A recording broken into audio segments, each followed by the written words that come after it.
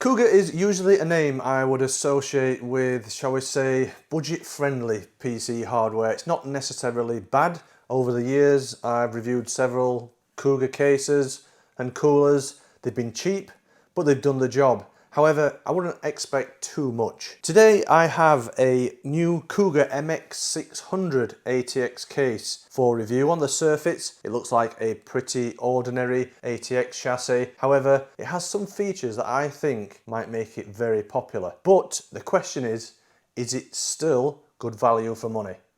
Let's find out.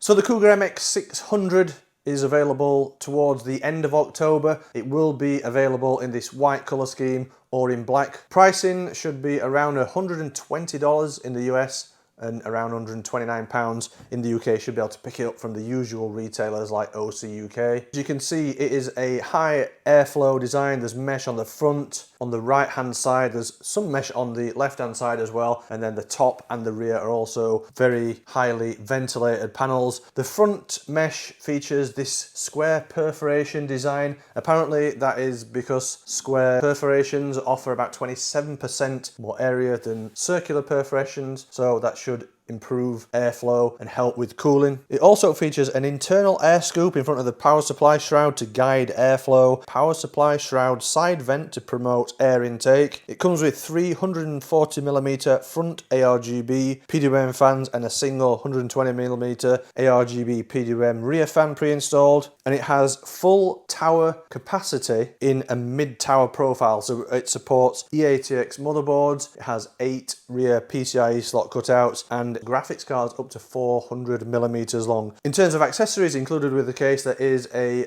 vertical GPU mounting bracket. There's no riser cable, but the bracket to allow for vertical GPU mounting, and that is all the accessories you get with the case. So let's dive straight in and take a closer look at the case. First thing to do is remove the side panel, which is very easy. It's a tool-free side panel. You just push it out from one side and it releases really easily. It's not really got any tint to that side panel, so it should give you an unrestricted view inside the case. So at the front of the case is a large perforated steel front panel for high airflow. It's a little wobbly, shall we say, or it's not the strongest front panel I've ever seen. Maybe there could be an extra clip or something in the middle to hold that a bit more solid like that, or some kind of magnets or something. I think that design is a little bit poor, but this does remove really easily. It just clips out from the top, and then you just pull it out completely, and as you can see, very open front panel design. Behind that there are 3 pre-installed 140mm fans, and there's also a dust filter that pulls out from the top, and then you can just slide that all the way out, and it's a nylon dust filter, probably the better type of dust filter in terms of airflow. And then behind the dust filter, as I say, there's 340mm ARGB PWM fans, and they are connected to a hub that comes in the case. The good thing about this as well, this bracket is easily removable. You can obviously get to the fans no problem, install new fans without having to remove the whole panel, but if you want to install a radiator or you want to work on the fans on the bench, you can actually remove this, and it is a tool-free design. There's just some little levers either side here. You just press those down, and then that whole panel kind of hinges down, and then it just lifts out. So that's a nice and easy design. It kind of reminds me of one of the brackets on the Lian 011 Dynamic XL. Very similar kind of removal system for the bracket. This outer front frame, this is made of plastic. This also removes. Pull it away, and that can completely be removed. That's just looks like an ABS molded plastic. On the top of the case is the front I/O connectivity. There's a single USB Type-C port up there, 2 USB Type-A ports, power button, and a reset button that can be repurposed as an RGB lighting control button. Up at the top there is also another dust filter, but it is one of those perforated steel ones with magnets on, which tend to not be as good for airflow.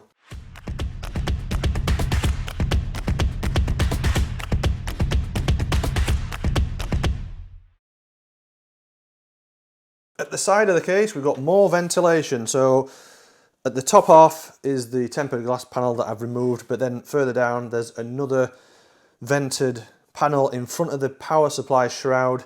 This can also be removed quite easily. It just holds in position with a couple of magnets. There's another one of those dust filters on there. You could potentially remove that. It is just a magnetic one, but it is well sunk into the frame, so it's quite difficult to remove. Inside there's a few interesting things to look at. So we'll start off at the bottom. So here you've kind of got like an air scoop that's made out of plastic and is just screwed into the front of the power supply shroud. The intention for that is to kind of direct airflow up to the graphics card and to the hardware in the system. And then on top of the power supply shroud there is actually a bracket to install a couple of fans. You just need to remove one screw from the back, and then this slides out. You can see there you can fit 220mm fans on there. The whole power supply shroud is vented on the side and on the top completely. In terms of hardware compatibility, so motherboards up to eATX format are supported. 8 PCIe slot cutouts. Obviously you can install ATX boards, micro ATX, mini ATX as well if you want to. Maximum graphics card length is 400mm, so that sounds like ample room for any graphics card you can think of. Maximum CPU cooler height is 180mm, so even the tallest dual tower air coolers should fit inside the case, no problem.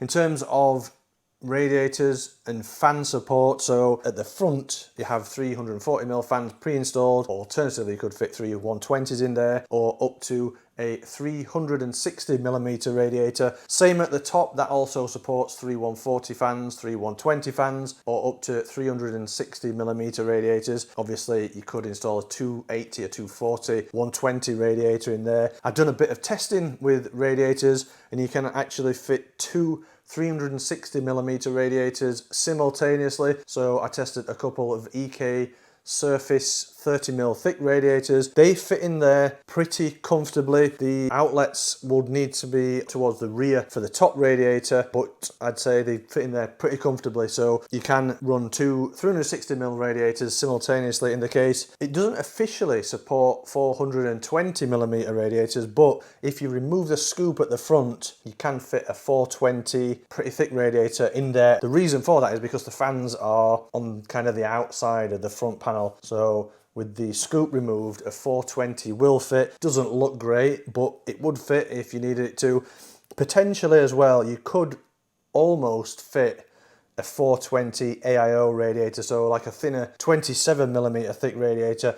You might just be able to squeeze one of those into the front. But officially, it's 360mm support at the front and the top. At the rear, you can install up to a single 120 or 140mm fan, or 120 or 140mm radiator. And then on top of the power supply shrouds, obviously those two 120mm fan mounts. Another interesting feature around this side is the GPU support. It is a bit tight moving it up and down, but it's there if you have a card that suffers from really bad sag. And then this panel here, it's kind of just a panel really to cover cables. This can be removed. There's a few screws around the back, just take those out. You can actually adjust it backwards and forwards or remove it completely if you like. At the back of the case also is quite open and ventilated with these square perforation areas. 120mm fan pre-installed, rear I/O cutout, 8 PCIe slots, and then the cutout at the bottom for the power supply. Onto the right hand side, it's just a plain steel side panel, but you can see there is another vented section of the side panel there. So if you do install some 120mm fans on top of the power supply shroud, maybe that'll allow some airflow from both sides. This panel is also removable, tool free, so there's no screws holding this in at all. And you can see that it is just a plain steel side panel and a magnetic dust filter on the bottom of that panel as well. It's not too stiff. It's got a bit of flex in that panel, but when it's installed, it feels pretty sturdy, and it does feel quite well built, this case. There's no major flex or twist in the chassis. The paint or powder coating is nice and even and looks reasonably smooth. And one thing worth mentioning as well, which you see often in white cases, is the difference in the tone of white between the plastic and steel parts. It's very good in this, very close match, which can be an issue sometimes with white cases. As you can see around this right hand side as well, we've got some more, probably say, premium style features, like this magic door that covers up all the cables. This is just on a hinge and that can pull out, so it's just a plain steel side panel. It closes up with some magnets. There is a PWM ARGB hub on here. There's 6 connections for RGB and fans. Only 4 of them are taken up, so you can add some extra fans and extra RGB to the case. In terms of cable management, that looks pretty well sorted as well. You've got plenty of cutouts up at the top. These don't have any grommets on, but the larger cutouts down the side where you're going to feed through the 24 pin and some other cables, they do have some grommets on, and there's also some more cutouts on top of the power supply shroud. They don't have rubber grommets on either. You've got this cable management channel kind of offset a little from the center of the motherboard tray. There's some Velcro straps there that should be useful for containing a lot of the cabling. More Velcro straps down this side for feeding up the EPS power cables, and a couple up at the top here as well for things like the AAO fan cables and other cables you might run up that part of the system. For storage support, you've got 4 2.5-inch drive mounts, so there's 2 on the back of the motherboard tray here. These are just held in with a couple of thumb screws that are captive, and you just take these off, attach your drives to them, and then pop them back in position. So they should be pretty easy to use. There's also a 3.5-inch drive bay down here. You can fit one 3.5-inch drive in here, so that's the maximum amount of 3.5-inch drives. It's just one in the case on this kind of removable tray. Alternatively, you could fit a 2.5-inch drive on there and one on top of that as well. So technically, you could install up to 4 2.5-inch drives, but only a single 3.5-inch drive. This drive bay can also be adjusted side to side, so it can be adjusted more to the front to give you more space for cable management or a bigger power supply, or it can be moved further to the back. Although with that scoop in there, I don't really see much point in moving it to the back unless you remove the scoop and you're fitting a thick radiator at the front and you need a bit more space. Then on the floor of the case, there are 4 plastic feet. Probably give it about 25mm in ground clearance, and these have rubber anti-vibration pads on them. And then towards the rear 2/3 of the floor, there is this large dust filter on there that just slides out from the back, and that is one of the nylon type dust filters. It looks a little bit more restrictive than the front filter, and as you can see, that covers this large open vented section. Here are the screws for adjusting the 3.5-inch drive bay, and at the back there's a large ventilation area for the power supply fan. I think that's all the main points of the MX600 covered. One thing I did forget to just mention is this accessories box that comes with it, with some extra screws, some cable clips and some zip ties for cable management. If there is anything I've missed, or if you want any more information on anything, you can always drop me a line in the comments section. I'll do my best to answer any questions. And if you want a bit more info, or you want to see the full specs of the MX600, head over to kitguru.net, where there will be a full written review page for this case. So for the system I'm going to use to build inside the MX600, the spec of that is a Gigabyte Z790 Aero motherboard.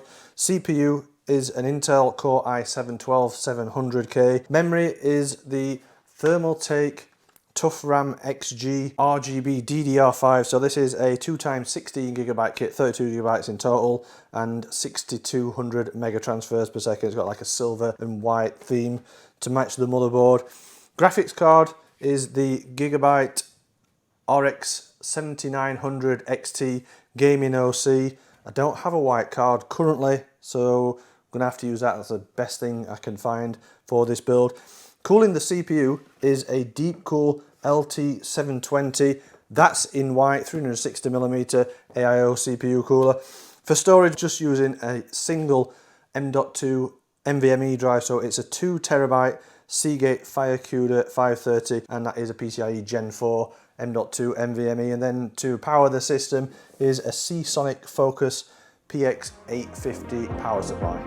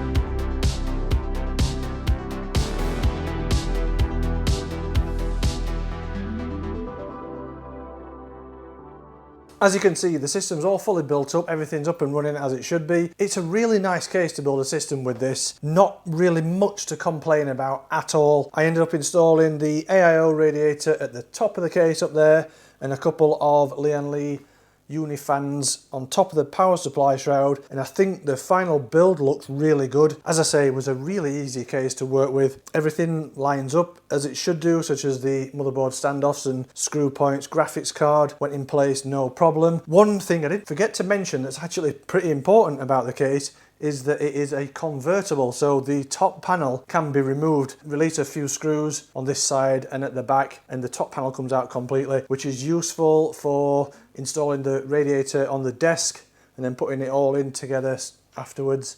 And it's also useful as well if you forget to connect up something like the EPS power cables or the fan headers at the top of the motherboard. You can just wiggle the top panel out a bit and you can get to those pretty easy. Although saying that, there is plenty of space still at the top of the case, so you can still get to those connections with the top panel and the radiator fitted. But when you've got this removable top panel, it's even easier to get to things at the top of the motherboard if you need to. In terms of installing a system inside the case, no real problems. The only thing, or the only minor issue I had, was with that GPU support bracket. It doesn't actually work with this Gigabyte card because the fans protrude out from the plastic shroud, so the bracket touches one of the fans and it stops the fan from turning, which is a bit of a design issue, I'd say, with the anti-sag bracket. If it could be rotated round, so if you could move it around on an angle so that it just kind of supported the end corner of the graphics card shroud, that would have been a lot better. That would have worked, but because it's fixed in that like 90-degree position, it gets in the way of the fan of this card. So that is a bit of a problem on certain cards. Obviously with some other cards it'll probably work, but with this card I wasn't able to use it. Luckily this card doesn't suffer too bad from sag, so it's not that big of an issue, but I would have liked to have used it. I had a card that did suffer badly from sag. So that's a bit of an issue. Maybe that's something that can be fixed by Cougar. I know on the deep cool cases that have a similar feature, you can rotate the GPU support bracket so that it doesn't do that. Something that Cougar needs to look at. Other than that, I'm really impressed with how you install a system in it. One of the easiest cases I've worked with in a long time. The cable management panel towards the front, that doesn't really get in the way. It's great that you can remove it, but you can actually feed cables through while it's still installed. And sometimes with those kind of cable management panels, the graphics card can sometimes be too close to them and graphics card's a bit awkward to get in position. No problems like that with this case. So in terms of installing the system in it, I'm very impressed. So onto the thermal performance. As always, if you want to look at the full testing methodology, head over to kitguru.net where there will be a full written review for the Cougar MX600. In terms of fan speed, so the AIO fans are on a curve, so they're just set on the default Gigabyte silent curve, and the rest of the case fans, they're all set to a fixed 1000 RPM. Graphics card fans are also on the standard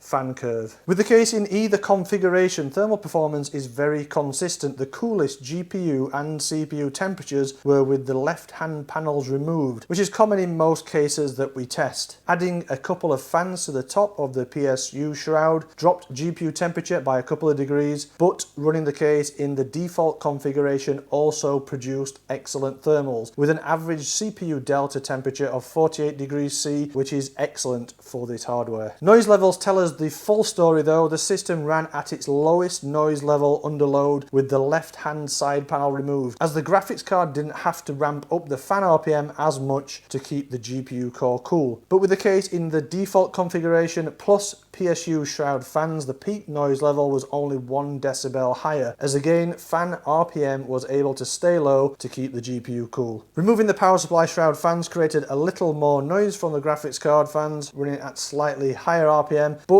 because of the impressive thermals in any configuration, noise output is consistent and not too distracting. I'm really impressed with the Cougar MX600. There's so many good points to the case. The multiple vented panels that are going to obviously help airflow and keep thermal performance in check. The removable top panel creates more access to the top of the system, which will help during the installation process. The spacious interior makes it very easy to build a system with, and it also allows support for up to E80X motherboards and big graphics cards. Cougar has got it right with the colours of the panels in this white version. As I said earlier, with white cases you often get a mismatch in the tone or the shade of the white between plastic, metal and tempered glass parts. With this, the shade of the white is virtually perfect, no matter whether it's on the metal, whether it's on the plastic front or the tempered glass side. They match really well, so that's something I'm really impressed with. The fact that you can run multiple 360mm radiators in the top and the front simultaneously will be a big plus point for those that want to run custom cooling. I'm not sure that it will be a case that is chosen for custom cooling regularly, but at least you know the support is there if you do want to buy this case and run a custom loop. And because it comes with plenty of fans, makes it pretty good value for money. 4 RGB PWM fans plus all the other features, it seems like really great value for money to me at £129 or $119. The only negatives really is that front panel that flaps about a little bit and could be improved, and the graphics card support that didn't really work with this graphics card. But other than that, it's a really great case. I'm really impressed with it. Cougar has done a brilliant job with the MX600, and it's one that I would definitely think about using myself for a build in the future. I hope you've enjoyed watching this review of the Cougar MX600. Let me know what you think of the case in the comment section. If you have enjoyed watching this video, don't forget to give us a thumbs up. Hit the subscribe button if you've not already done so. If you enjoy what we do here at Kit Guru and you want to help support us, head over to our store, pick up some merch, or you could even subscribe to our Patreon. And as always, if you want to catch up on all the in-depth technical reviews, head over to the website.